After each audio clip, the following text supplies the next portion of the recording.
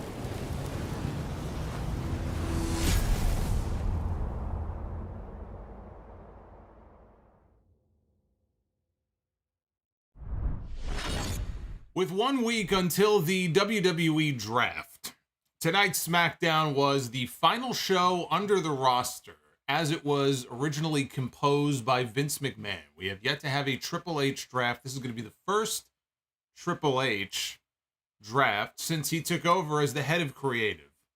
And SmackDown, as we know it, is going to look different after last week. We just don't know how different just yet. I'll tell you what, though, after seeing Seth Rollins against OMOS, randomly booked for Backlash in 2 weeks, I'm not so sure that Vince McMahon is not going to be booking the show going forward. He's peeking out of the weeds again. There he is. I see him off in the distance in the weeds. Either that or he's smoking them. I'm not sure. It's one or the other. Where the hell did that come from? I'm sitting here watching SmackDown tonight, and they're flashing match graphics on the screen for Backlash coming up in Puerto Rico in 2 weeks. We know Cody Rhodes is going to face Brock Lesnar. We know that Kevin Owens and Sami Zayn and Matt Riddle are going to be taking on the Usos and Solo Sikoa. Those matches have already been made official. And then we had some new match announcements tonight. We know that Rhea Ripley is going to be defending her SmackDown Women's Championship against Zelina Vega, which was set up in a backstage segment on the show tonight. So that we already know. But then they're continuing on, and I see Seth Rollins in a match graphic with OMOS. And I'm thinking to myself, did I miss something? Maybe I blinked on Monday and I missed something. Boy, Be the Booker has come early tonight. Usually we save that for the end of the stream. We got that pre-stream. We got that before I even went live on the stream tonight. We had Be the Booker. There it is. Did they set this match up on Rampage last week and maybe I just didn't see it? Maybe on Dark? This right here is the best that they can come up with for Seth Rollins. I was just talking the other day about how directionless Rollins has felt. They just, they wanted to give us a visual aid. So there it is. OMOS gets a random match with Seth Rollins with no build, but LA Knight cannot seem to buy television time on these shows. I give up. Now, hopefully, this is just a draft swerve where they announce the match out of nowhere to shock us when Seth Rollins gets moved to SmackDown next week. That's what I'm hoping this is.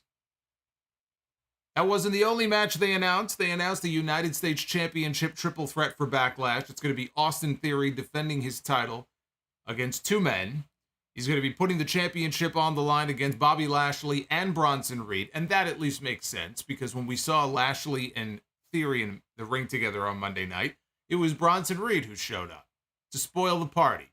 And he interfered in the match, and he squashed Bobby with the tsunami splash. And so that at least made some modicum of sense. But boy, this draft next week, man, this draft cannot come soon enough.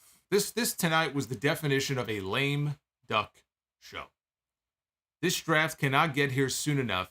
It had some good wrestling on the show tonight, but I see good wrestling on television every single week, on WWE television, on AEW television, Ring of Honor when I'm able to catch it.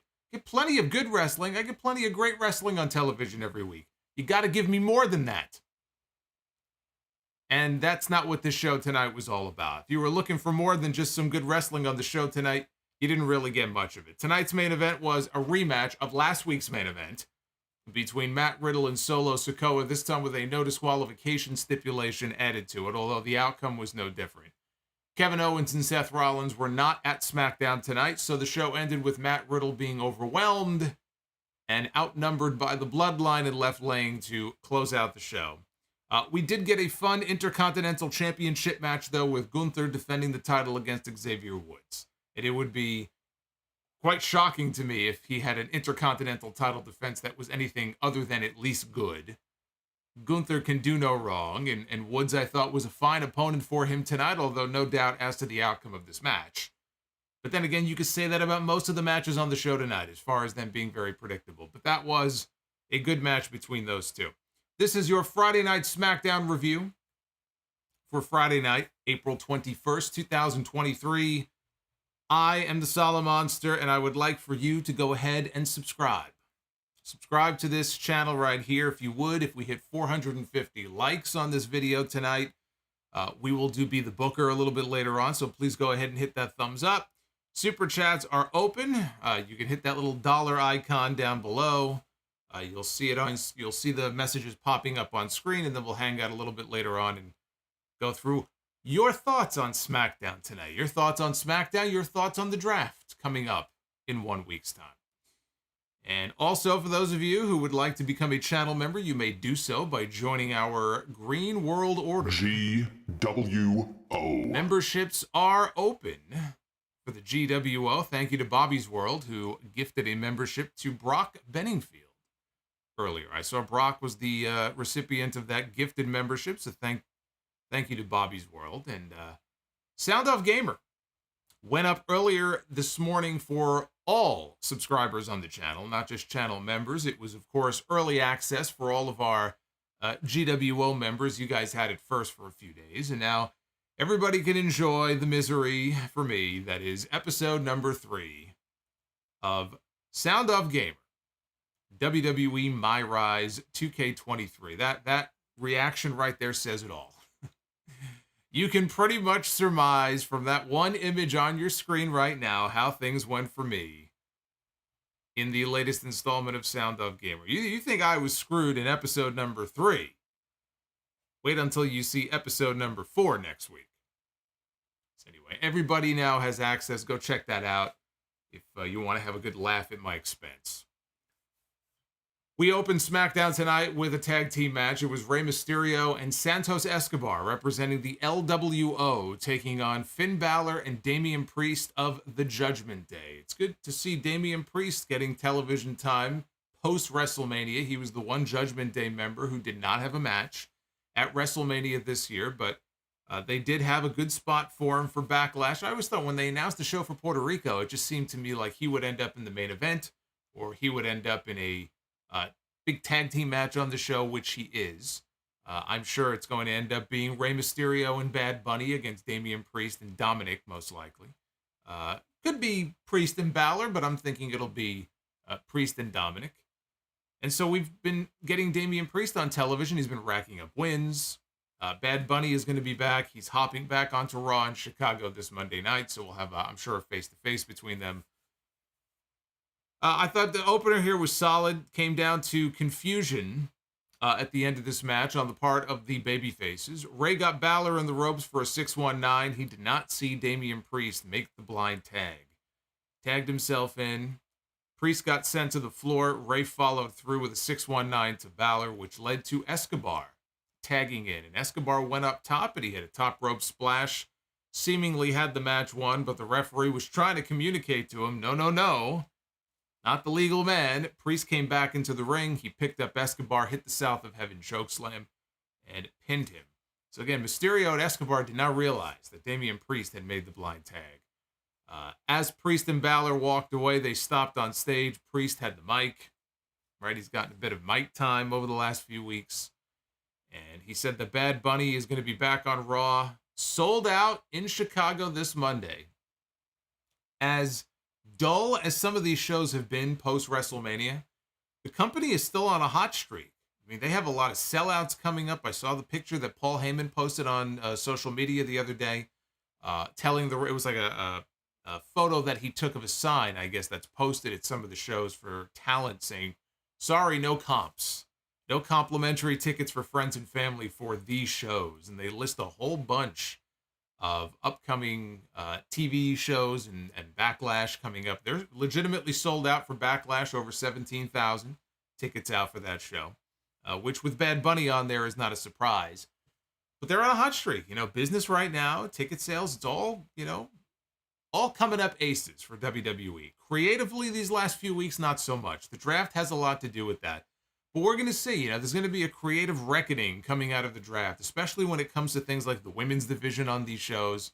And you can't just blame Vince McMahon for that. Triple H is going to bear a lot of the blame or credit if things improve coming out of the draft, if things are really refreshed, and if there are new call-ups from NXT that can really kind of, invigorate the shows and invigorate the women's division, invigorate the tag team division. You got to give Triple H some of that blame as well, or you give Triple H credit. But one thing is for sure, they definitely need a refresh on these shows. That is for sure.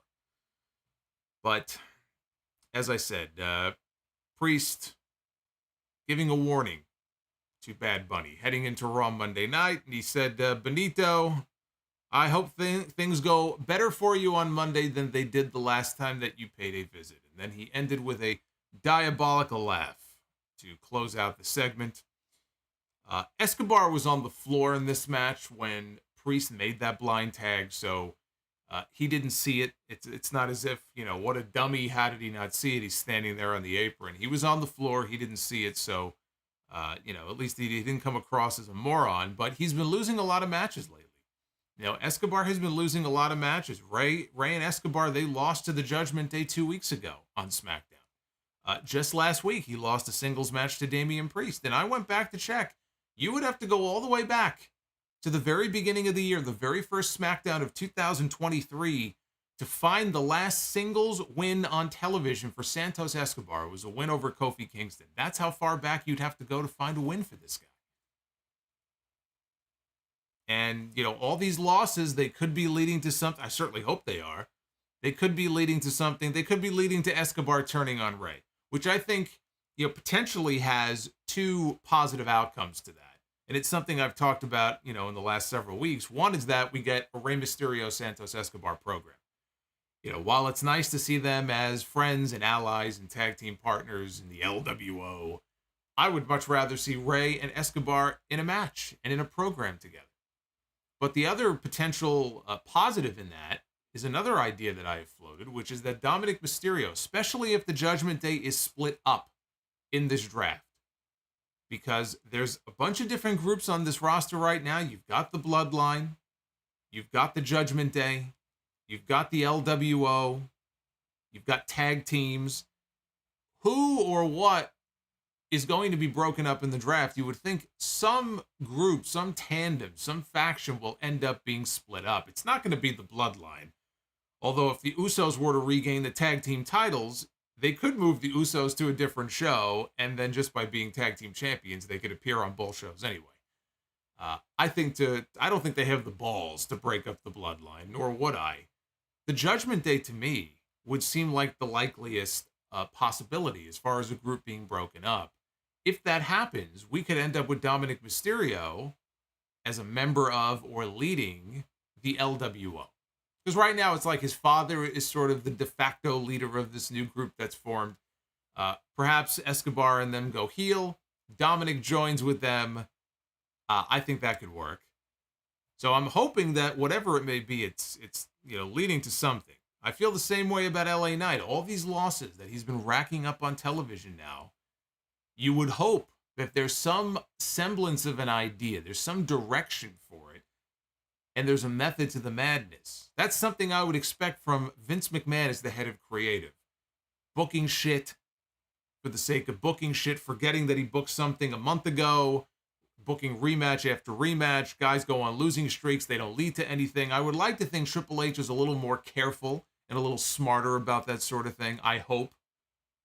Especially when it comes to someone like LA Knight, who was not on the show tonight. But apparently, we don't have any room for him on the Backlash card. We got to get OMOS on that card in Puerto Rico. Zelina Vega. She was backstage talking to Adam Pearce. She told him that she wanted to challenge Rhea Ripley at Backlash for the SmackDown Women's Championship. As the only Puerto Rican female on the roster, she wanted that championship match in Puerto Rico. Pearce said that he would talk to Rhea, talk to upper management, and get back to her. This was always the obvious match for Backlash because the Judgment Day is feuding with the LWO. And later in the show, they did make it official. So that is going to be the SmackDown Women's Championship match at the pay-per-view. We got a pre-taped Karrion Kross promo. I like the way this was shot. This was very slick, the way they did this. And we had Scarlett, as he was speaking, walking behind him, way off in the background, coming into the foreground, bringing the tarot cards over. Kross said that it takes a lifetime to find an identity. It's clearly been taking him a long time to find one since he came back. He said he never did anything to anybody. It was the cards, the tarot cards, that decides things. He says, we don't know who we are until someone takes things away from you. He took away Drew McIntyre's temperament in their feud.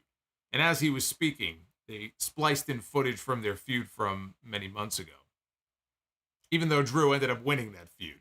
He I guess, took him off his game. He got under his skin. I guess that's a moral victory for Karrion Kross. He said he took away Madcap Moss's joy and all the jokes. He said he took away Rey Mysterio's patience. Now he's going to take Shinsuke Nakamura's honor. It's an interesting approach to, draw attention to the past feuds that he's had. And he hasn't had that many of them, but to draw attention to the past people that he has feuded with. Some he's beaten, some he hasn't. Drew McIntyre got the better of him in the end of that. But the last time we saw Kross in the ring with Rey Mysterio, for example, I believe Kross got the win. When Kross feuded with Madcap Moss, he ended up getting the win. What did it really mean? Not much, because they didn't have a direction for Karrion Kross. Karrion Kross beat Madcap Moss, and then, what was he, in the Andre Battle Royal at WrestleMania? He was one of, I think, 20 bodies in the ring. He certainly didn't have a match at WrestleMania. Hasn't done much since WrestleMania. Hasn't wrestled a single match on television since WrestleMania. So even the people that he has beaten and gotten a win over, Rey Mysterio, right? Incidental. It wasn't about Karrion Kross, it was about Rey. That was all about furthering the Rey and Dominic story. It had nothing to do with Kross. Kross was a warm body in the ring. It was a means to an end. They have had no direction for Karrion Kross. Now they're pairing him up with Shinsuke Nakamura, a man who he actually has a friendship with in real life, or a history with. I guess they've trained together. There's been pictures of them on social media. They're not bringing any of this up so far in this feud, though. It's all about, the tarot cards, and it's all about, the very gimmicky stuff that he's been doing on television here.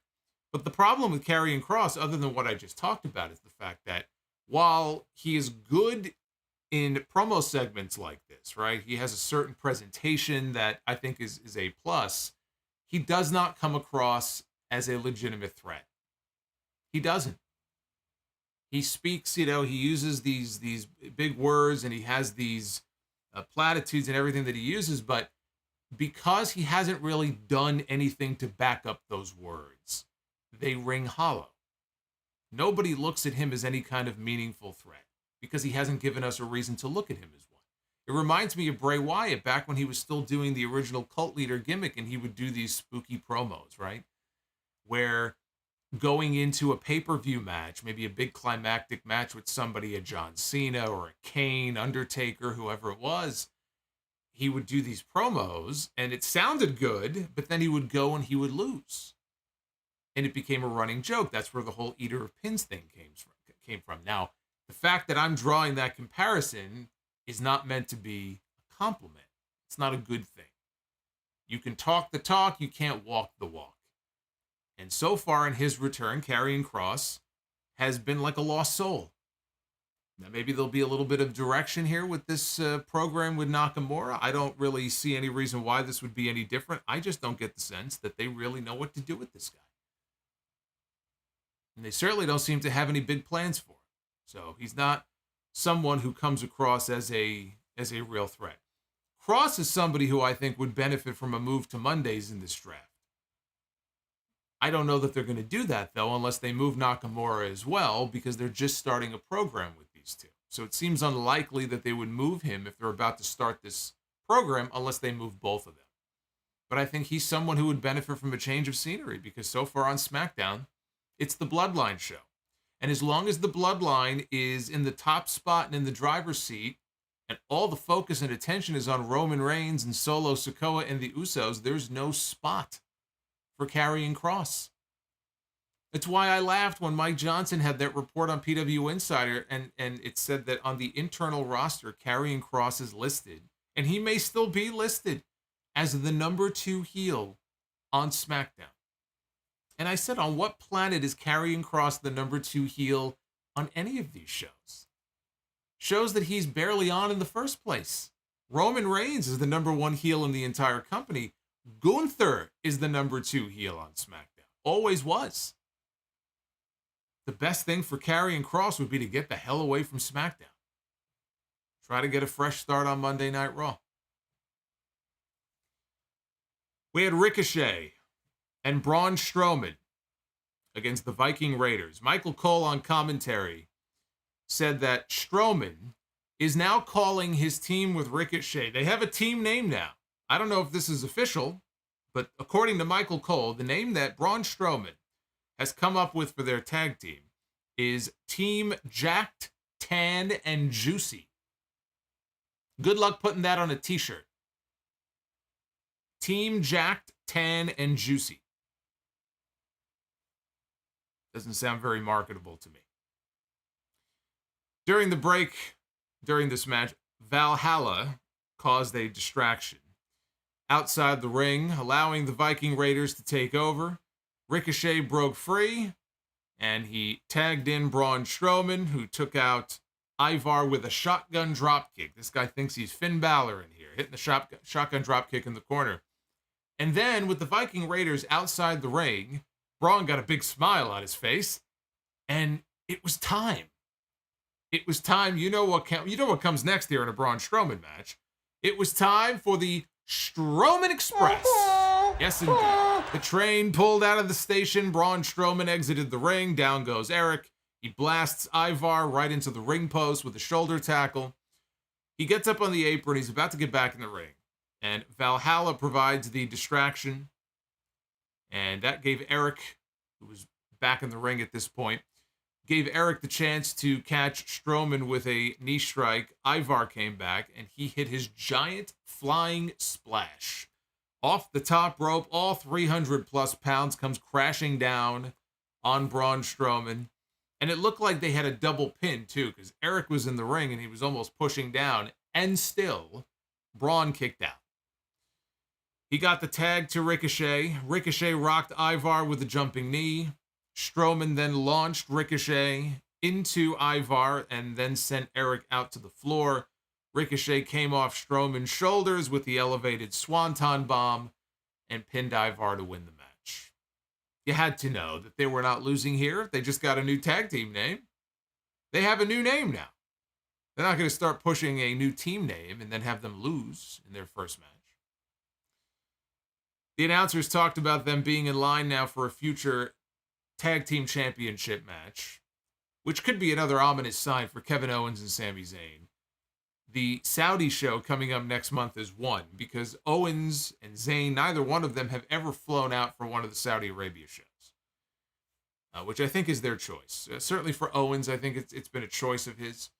I don't see why this would be any different next month for Night of Champions. And if that's the case, if all titles have to be defended on that show, that's ominous sign number one that they're not going to make it to Saudi Arabia as the tag team champions. The fact that they are now potentially setting up Braun Strowman and Ricochet to be contenders, maybe number one contenders after next week for the tag team titles, could be another sign, because we already had Owens and Zayn against the Street Profits a few weeks ago, babyface against babyface.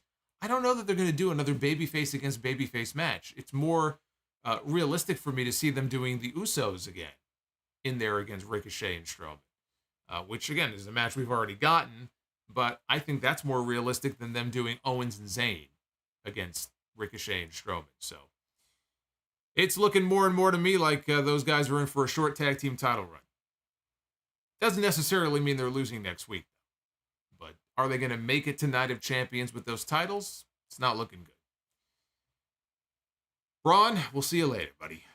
There you go. The women's tag team titles were on the line. Liv Morgan and Raquel Rodriguez, their first title defense, defending against Sonya Deville and Chelsea Green.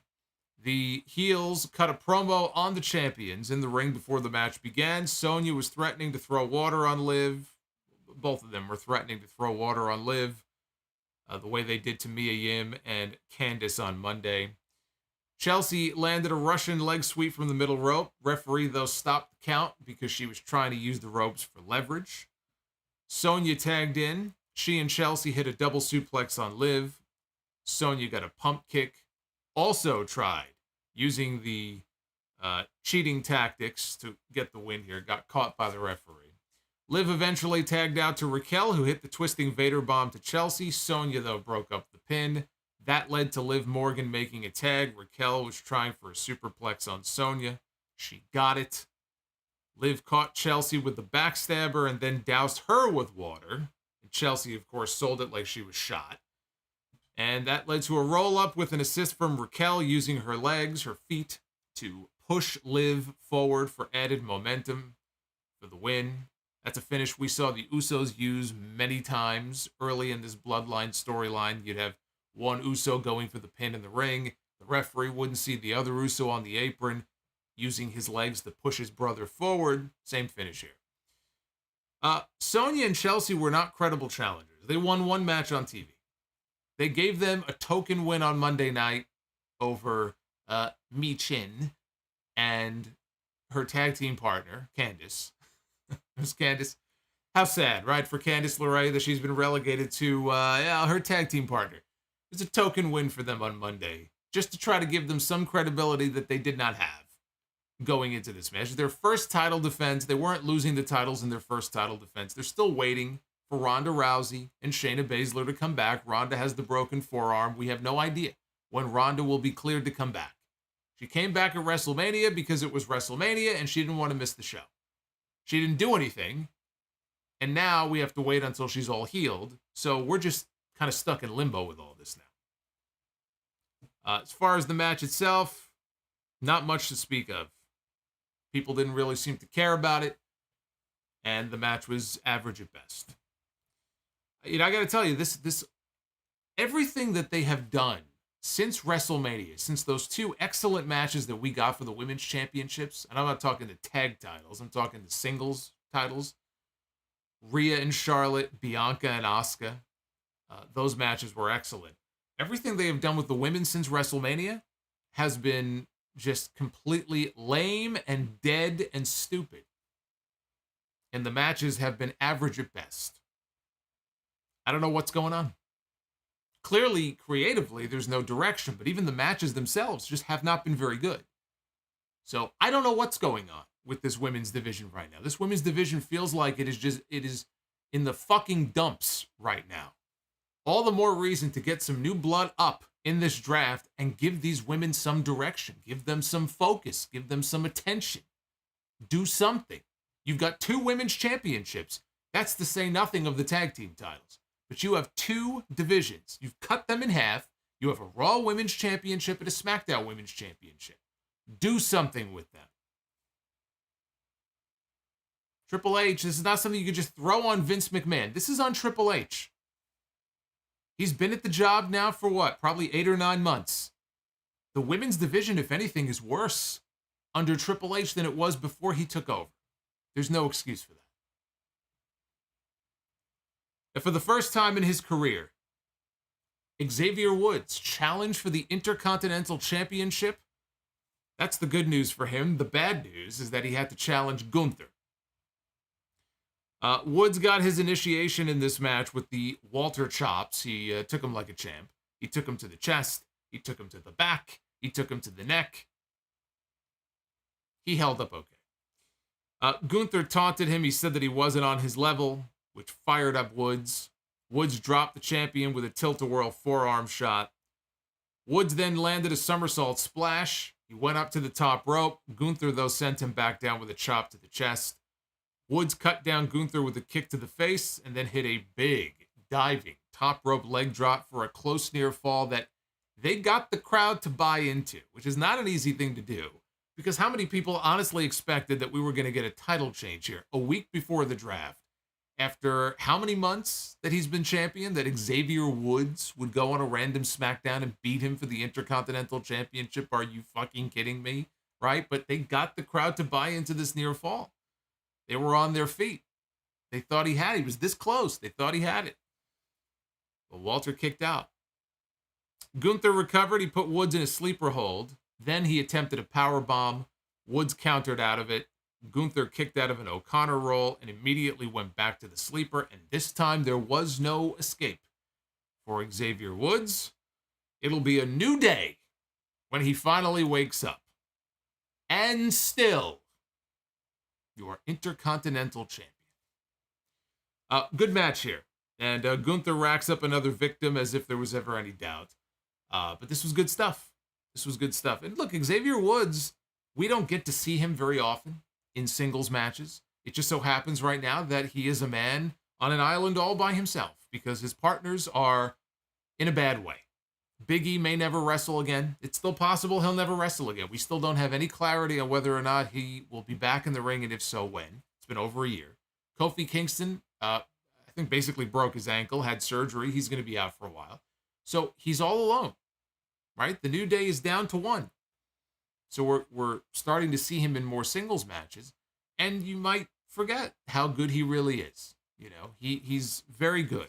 And I thought he played his role well. He was very good here in this match. But under no circumstances should he have beaten Gunther for the Intercontinental title. I could see him challenging for the United States Championship.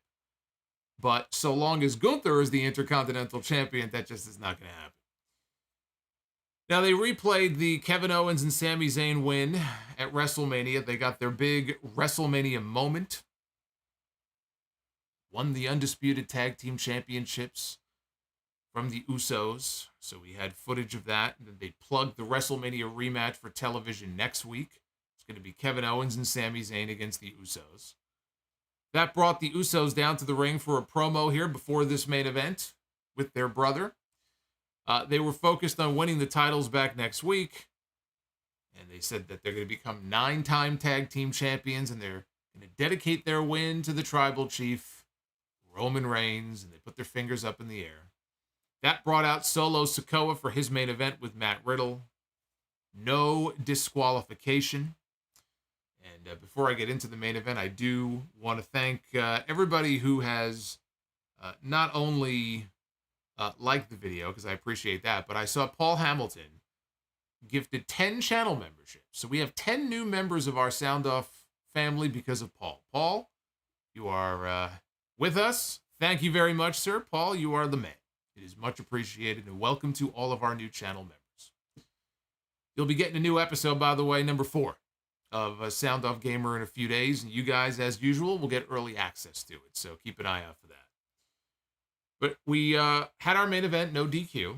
Riddle jumped Solo from behind in the ring to kick things off, and Sikoa quickly took over. He pulled kendo sticks and steel chairs out from underneath the ring. I love, too, like, when he lifted up the ring skirt, we got a little glimpse underneath the ring. And you saw the kendo sticks. They were all neatly lined up. It's amazing how the company, they're just like, here you go. We have kendos. What do you need? It's like a fucking Home Depot under there. We got chairs. We got tables. We got kendo sticks. You need tools? We got a toolbox. What do you need? You need a wrench. You need a screwdriver. We used to have a screwdriver in here. Bryan Danielson took it, so we don't have one right now, but you can have a wrench. We've got a compass. We've got an Allen key. What do you need? So he grabbed the kendo sticks, and he grabbed the chairs. He beat Riddle down with a kendo stick, and then it was Riddle's turn to return the favor. Riddle teased pulling out a table from under the ring to a big pot, but Solo cut him off. Easy heat. A lot of boos for that. Riddle recovered. He hit a Broton off the ring steps. That took us into the final commercial break of the show. Coming out of the break, Sikoa put Riddle in the corner with the chair over his face. He went for the corner splash, but Riddle threw the chair back in his face instead. Riddle followed with an exploder onto 4 chairs that were positioned upright in the ring. Sikoa rolled out to the floor, and Riddle tried to go after him, but Solo grabbed his leg and slammed him on the apron. Solo tossed Riddle over the announce desk, and he tried to flip it over on top of him like he did last week at the end of the show. Instead, Riddle, he had his back up against the barricade, and he was using his feet to push off against the table, stopping Solo from flipping the table over onto him. Instead, it was Riddle. A moment later, it was Riddle who ended up overturning the table on top of Solo Sikoa. He buried him, literally buried him underneath this table. At which point, the Usos appeared. Of course. Here come the Usos, and they attack Matt Riddle. And I was thinking, this match is no disqualification. There was nothing stopping Jimmy and Jay from coming out and interfering at will. But they decided to wait. When things started to look bad for Baby Brother, that's when they decided to come out and interfere in this match. Riddle fought them off. He wiped them both out on the floor with a floating bro. As that was happening, on the opposite side of the ring, Solo Sikoa emerged from underneath the announce desk like a movie villain. He popped up. In the ring, Riddle ducked a Samoan spike attempt, hit the ropes, but when he came off, Solo caught him with a spike to the throat, which Michael Cole first said was a clothesline. Then he wondered, well, maybe it was the spike. Yes, it was the spike. Solo Sikoa did not win this match with a clothesline. He won with the Samoan spike. After the match was over, the Usos gave Riddle a one and done through a table in the ring to close out the show, as the announcers wondered if we were going to have new tag team champions next Friday night. They were a little heavy-handed with this, to the point where now I'm thinking, okay, they were pushing it so hard, and the bloodline was standing tall at the end of this show, to where now I'm thinking, okay, we're not going to get a title change next week, but honestly, I still feel like their run is going to be cut shorter than people like.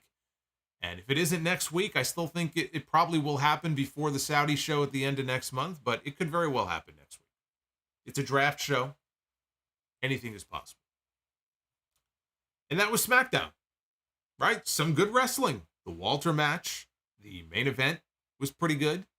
So there was some good wrestling on the show, but there just wasn't enough meat on the bone. I mean, compared to a lot of the other SmackDown shows that we have been used to watching, where we said SmackDown's the A show. Well, if SmackDown is the A show, then we're in trouble right now, because the A show the last few weeks has not been all that interesting. And tonight, was just overall, it was a very dull show.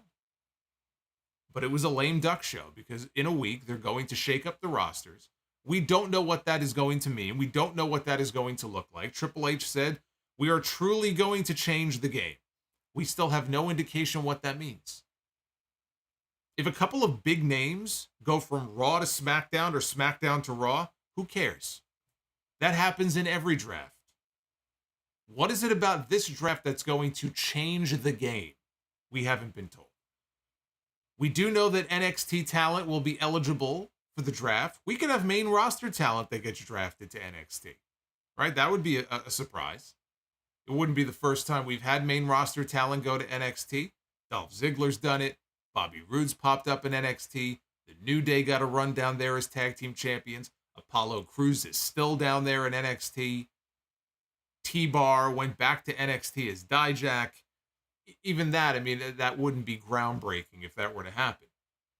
But it's safe to say that the reason we did not get any new NXT call-ups coming out of WrestleMania was because the draft was coming up, and they wanted to save those surprises for the draft.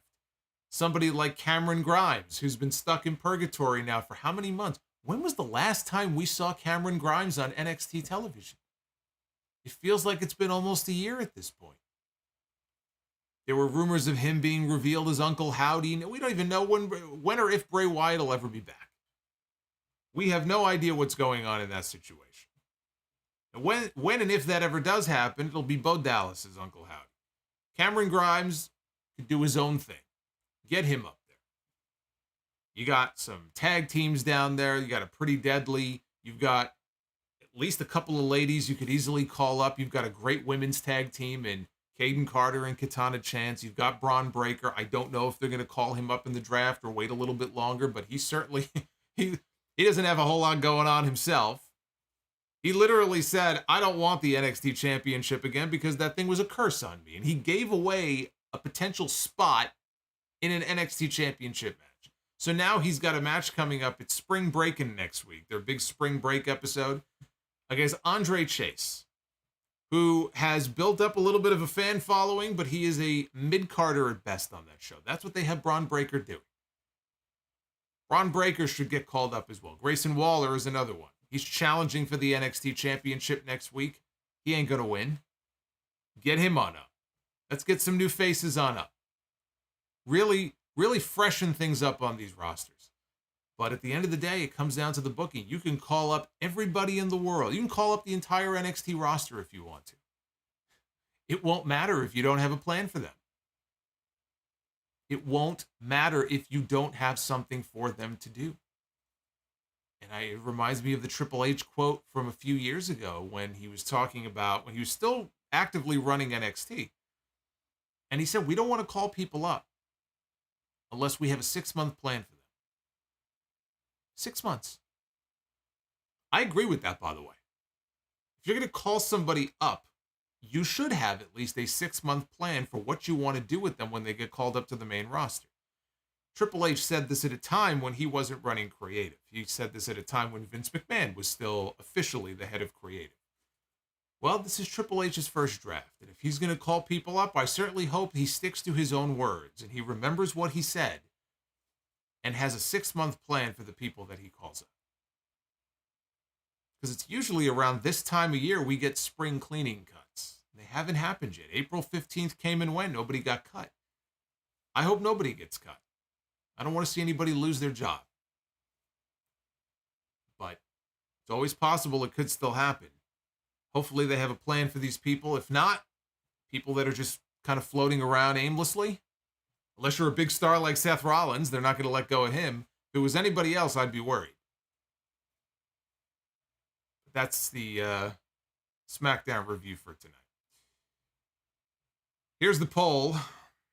30s all across the board. Look at that. 30% thumbs up, 36% thumbs in the middle, and 33% of you have given this show tonight a thumbs down. So the thumbs up votes are in the minority right now. There's more thumbs down and thumbs in the middle than there are thumbs up, with over 700 votes in so far. So at Solomonster on Twitter, go ahead and vote. in the poll. 30s across the board is never a good thing. So I am clearly not alone in my thoughts about this SmackDown show tonight. So let's take a look at your super chats here. We're gonna get on through this easy, man. I'm telling you, this television show is fucking dead right now. Even just like the people who, you know, the numbers as far as the live streams and stuff, man. It's like WrestleMania happened and then Cody lost, and it's like, fuck, man. Nobody seems to give a shit. Hopefully the draft will change that. Hopefully the draft will change. We have talked about the draft and what it means and what it doesn't mean. I certainly hope that it means something to somebody, because they got to get something going. Let's start with Jackie Fowler. Is surprised the Dark Side of the Ring has not done an episode on Haku yet, given some of the stories involving him. Dark Side of the Ring, you know, focuses on people who fell on hard times, have either dealt with tragedy, caused tragedy in some way. There's nothing dark about Haku's life. He was a very scary man. He still is. And there's a lot of stories out there about him, but I don't think he's necessarily a candidate for Dark Side of the Ring. It's not usually what these episodes are focused on. Jay Glow with the $4.99. Solo Sikoa is boring, and saying he is a poor man's Umaga is being kind. Yet he gets the massive push because of who he is related to. Well, he is getting a push at this level because he is an Uso. That's true. There's no lie there. Him being added to the bloodline put him in a very posh position from the moment he debuted. He debuted in the main event of the Cardiff show in front of 60-some-odd thousand people. Right? There's nobody else from NXT who's gotten that kind of call-up. So, yeah, I mean, you don't like Solo. I think Solo has done well. But has he benefited from being part of that family? There isn't anybody in the world that is going to tell you otherwise. If they do, they're lying to you. That's why he's being pushed in main events every single week, because he is part of the bloodline. That's it. It's the only reason. Lady Fire Panda with the $20 super chat. Fact one, if you sold... I don't know what this is. Dr. Dakota Scorpio. Talking about Dr. Dakota. Hey, Fire Panda thing. You could take that up with Dr. Dakota. Winston Smith, Seattle's Supersonic, Gus Williams can defeat Roman Reigns.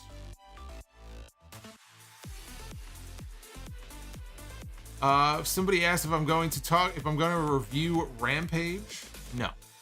Rampage, for those who want to watch it, is airing tomorrow night. Rampage is not on tonight, but no, I will not be reviewing it. Love Lie with the $4.99. As great as the Bloodline is, why does every episode of this product have to end the exact same way? LOL Bloodline Beatdown. The draft cannot come any sooner.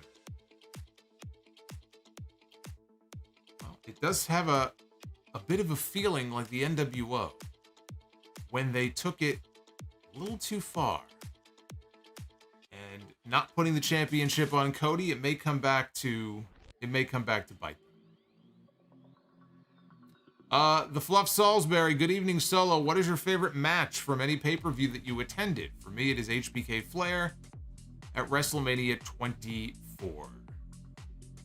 I've had the great fortune of seeing a lot of great matches. You know, Daniel Bryan's, both of his matches at WrestleMania 30 were fantastic. Undertaker and CM Punk, you know, WrestleMania 29. WrestleMania 31, we had Brock and Roman, and then the big Money in the Bank cash in. I'm just thinking of the WrestleManias that I've been to. Kurt and Ronda against Triple H and Stephanie was a lot of fun to be there live for. Bryan and Kofi at WrestleMania 35. If we're talking just, you know, in terms of just best pure pro wrestling match, it probably was one of the matches I saw on the Ring of Honor shows that I went to. It was probably something from the, I want to say it was Glory by Honor 5 Night 2. 2007, maybe, if I have the year correct. I want to say maybe 2007. There was a match between Kenta and Bryan Danielson. If that isn't the best, it's certainly up there as one of the best matches I've ever seen live. So I can't tell you right now exactly what the number one match is because I've seen so many great ones. But if you've never seen that one, try to track that down. They probably have it on Honor Club. I imagine they have all those old Ring of Honor shows on Honor Club. So if you're an Honor Club member right now, if you're paying for the service, look that show up. Glory by Night 5, or Glory by Honor, I think it was, Part 5, Night 2. And there was a GHC title match on that show with Nigel McGuinness. Oh gosh, I forgot who it was against. But that was also a great match as well. Josiah, thank you for the super chat. I appreciate it. Brandon McNeil with the $9.99, sending tons of love to everybody watching this video in the present and the future. Each of you are beautifully unique, and each of you matter in this world. Thanks for all that you do, Solomonster. That was a very inspirational message. I appreciate that. And Brandon, I hope you are having a wonderful night. Lady Fire Panda, again, thank you for the $20 super chat. Very much appreciated. Hope Fire Panda is having a great night as well. The Champ with the $19.99. This is kind of why I don't like the draft after WrestleMania. Unless they are going to pause everything for a few weeks. It is always slow or doesn't make sense leading up to a draft. That's the problem that you have with the draft regardless. It doesn't matter whether it's after WrestleMania or if it's the time they were doing it in the fall. There's always this period beforehand, this lame duck, dull dead zone, where they don't want to make any big moves. They don't want to start any major angles if they're just going to go and shake up the rosters. So the fact that they're doing it a few weeks after WrestleMania or a month after WrestleMania, I still think if you're going to do a draft, this is the right time of year to be doing it. Although I would have done it a few weeks ago. I wouldn't have even waited this long. 2 weeks after WrestleMania. That's when I would do a draft if I was doing it. It would be 2 weeks after WrestleMania. They chose to do it a month later. Do it over the course of 2 nights, which is what they've been doing in recent years. But it doesn't matter. Regardless of what time of year it is, you're always going to have this dead period. Rob G. Was the King mad at JR when he returned in November of 2001? Why would he be mad? No. No reason for him to be mad. I think they were very happy to be working together again. Rodimus Prime, Rollins against Omos at Backlash. WTF. Yeah, you and me both. James Cooper, I know it's not an AEW stream, but what do you see as the ceiling for Takeshita? He's exciting, has charisma, incredible in the ring, and very over. I think the sky's the limit for him. I look at him, and I hate to even make this comparison because I feel like it's unfair. But he could eventually be, still very young, but he could eventually be what Okada turned into. You know, he could be that guy. I think as he gets to show off more of his personality, just as far as like, you know, there's a certain charisma about him. I'm saying he's The Rock. Everybody has their own unique type of charisma. If you can bring more of that out of him. In the ring, we already know what he can do. And think about this, as great as he is now, he's still very young. I mean, he's not super young. He's been doing this for a while, but he's not, you know, he's still a young guy. He could get even better. And just think of all the names that he hasn't even worked with yet that he can work with. He could be a major player. So I think the sky's the limit for Takeshita. Bobby's World with the $20 super chat. We have, as a fellow Mets fan, although I don't watch because every time I do for a season, they lose. How do you feel about the pitch clock? Personally, I don't think the game needs to be sped up, as baseball is a game of anticipation. I don't mind it. I think that there were a lot of games that, you know, went on for too long, and if it helps speed the game up a little bit, then I think that's a positive thing. So I don't hate it the way that I know some people do. It doesn't really bother The Mount Vernon Kid, Christopher Bennett. I find it fun. Karrion Kross is taking credit for Ray beating his son. I said it's an interesting approach that they're taking.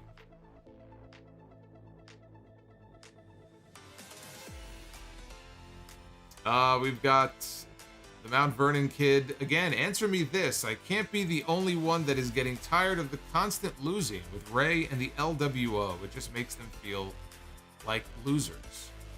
If it's leading to Escobar turning heel on Ray, then in the end it won't matter. If the losing is leading to something, and potentially leading to a feud between the two of them, then I'm okay with that. But I agree with you. If they're just going to continue to lose, Ray can lose because Ray's a made guy, right? He's a Hall of Famer. Escobar is not. And you don't build a Hall of Fame resume by being a loser. People like to think, oh, wins and losses don't matter. I've heard people who work in the company, I think Road Dogg, oh, wins and losses don't matter. And I just don't. I don't agree with that, and I think, frankly, that's a lazy fucking excuse for people who just think, well, you know, this is the way that we book, and this is the way that we do things, and everything we do is right, and we know what we're doing, and everybody else is wrong. Now, look, you can book your product in a way to make wins and losses meaningful. I mean, it's all a work, but you get in a ring, you ring the bell, you got a referee in there, one person wins, one person loses. Yeah, I'd say wins and losses fucking matter. And if Escobar just continues to lose without there being any sort of payoff to it or reason for it, then people are going to hear his music when he comes out and they're going to say, oh, here comes Dolph Ziggler. Or here comes, you know, insert someone else who is typically used these days as a punching bag, you know? You can fill in the blank, put anybody in there you want to. That's not how Escobar should be used. Escobar is very talented. Escobar, I think, deserves a chance to be pushed. He's doing the LWO thing right now. He's being associated with Ray. That's a plus. Get some television time. Losing all the time will not do him any good unless there's some kind of payoff to it at the end. Dom Joseph, what was Paulie thinking putting Mass Transit against New Jack? It was a recipe for disaster. They were not thinking, I think, is the easy way of answering that. They weren't thinking. They weren't using their head. Keyshawn Johnson with the $9.99. Would you be willing to do something like Tales from the Territories? And which area did territories draw the most money, and which promoters other than Vince had a big impact on wrestling that we see today? No, I mean, look, I've talked about stuff like that on the podcast periodically. As far as doing a segment on it, probably not. I don't think so. I mean, that would be a lot of work for a segment that I'm not really sure what the level of interest would be in just doing a segment on that.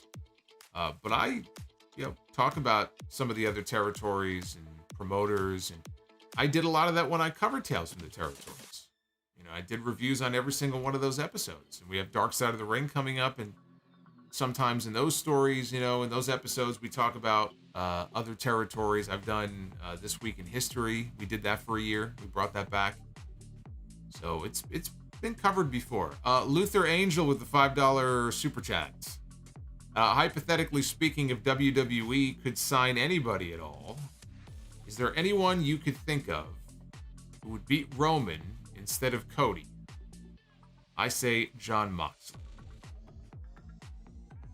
So you're saying, is there anybody that if WWE could sign them to a contract that they would put them over Roman Reigns?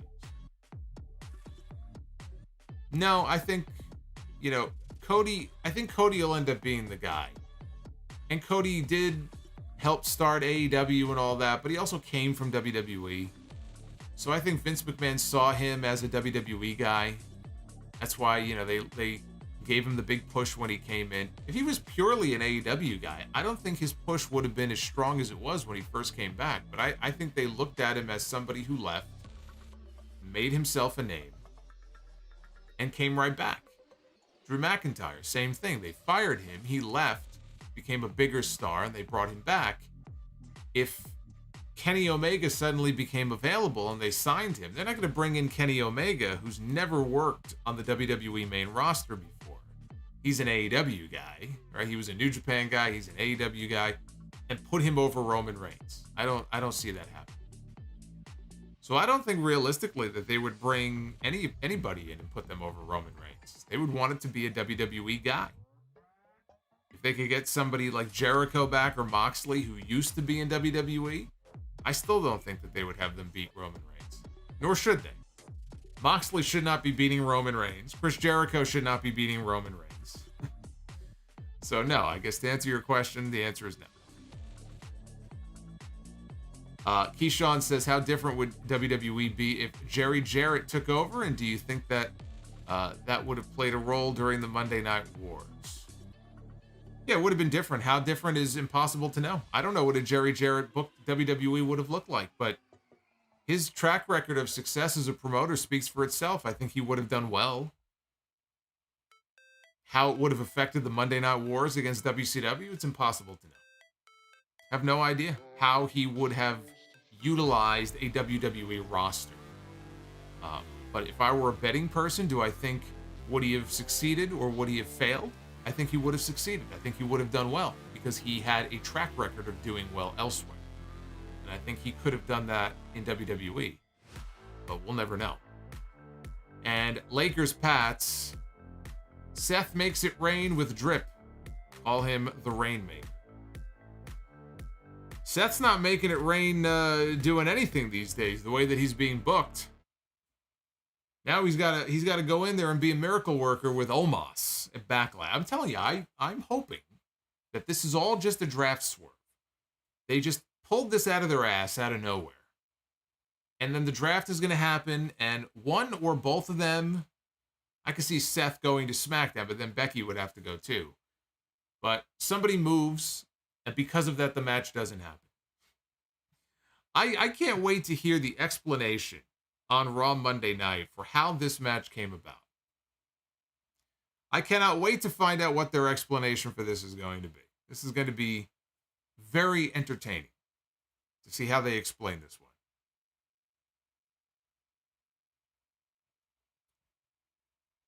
Falcon Arrow on OMOS, says Brock Benningfield. Oh, man. Anyway, thank you guys. Kind of a quick SmackDown stream tonight. Again, not much really on the show to talk about, but you got over an hour of Sound Off Gamer episode number 3. It went up for everybody earlier today. For those of you enjoying the gamer content, please leave a comment on that video and give that video a like as well.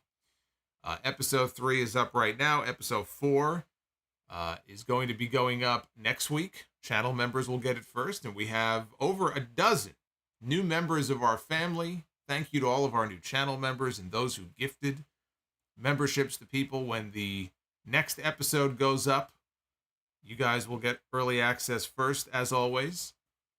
We did not hit our goal for Be the Booker tonight, unfortunately. So there will be no Be the Booker, but hopefully you guys will be able to hit the goal on Monday, because that's when we'll be live again after Monday Night Raw, the final Raw before the draft, which does not begin until next Friday. So get ready for another 3-hour lame duck show on Monday night. I can't wait for this Rollins and Omos explanation. Enjoy yourselves this weekend. Episode 805 of the podcast will drop on Sunday. Until then, be well, stay safe. EJ Slemp coming in here with the $4.99 here right at the buzzer. Says he hates Pat McAfee more than Solomonster hates the Van Wick. That's a lot of hate. SmackDown is so much better without him on commentary. Well, you won't have to worry about McAfee, because Barrett is now the permanent color guy on SmackDown. So I guess you can rest easy. You will not have to hear him on a weekly basis anymore. And Bobby's World, thank you. You just gifted a membership to Luther Angel. So thank you very much for the gifted membership. Enjoy the weekend, guys. I'll see you for 8:05 on Sunday and Raw live on Monday night. Until then,